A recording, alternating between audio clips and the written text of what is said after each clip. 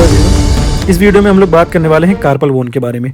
Carpal bone basically हमारे wrist पे present होता है और ये 8 नंबर में होते हैं। ये 2 रो में अरेंज होता है, distal row and proximal row. Proximal row में 4 बोन होती हैं और डिस्टल रो में 4 बोन होती हैं। 8 carpal bone are arrange in 2 row, 4 carpal bone arrange in the proximal row and 4 carpal bone are arrange in the distal row. तो proximal row में कौन कौन सी बोन्स होती हैं? Scaphoid bone, lunate, triquetrum and pisiform. Pisiform की क्या खासियत है?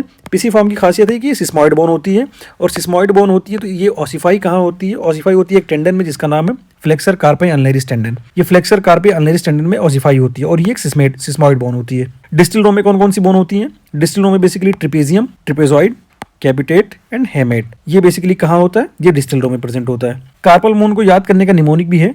कार्पल बोन को हम निमोनिक से भी याद कर सकते हैं। जैसे इसका निमोनिक है she looks too pretty, try to catch हर।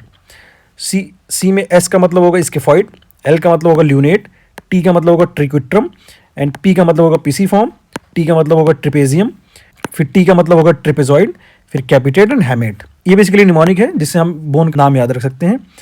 तो अब हम लोग देखने वाले हैं कुछ फीचर्स होते हैं जो कार्पल बोन में पाए जाते हैं। सबसे लार्जेस्ट कार्पल बोन कौन सा होता है? लार्जेस्ट कार्पल बोन कैपिटेट होता है। स्मॉलेस्ट कार्पल बोन कौन सा होता है? पिसीफॉर्म। और most common dislocate carpal bone कौन सा हो सकता है? डिसलोकेटेड जिसमें पॉसिबल हो वो है ल्यूनेट।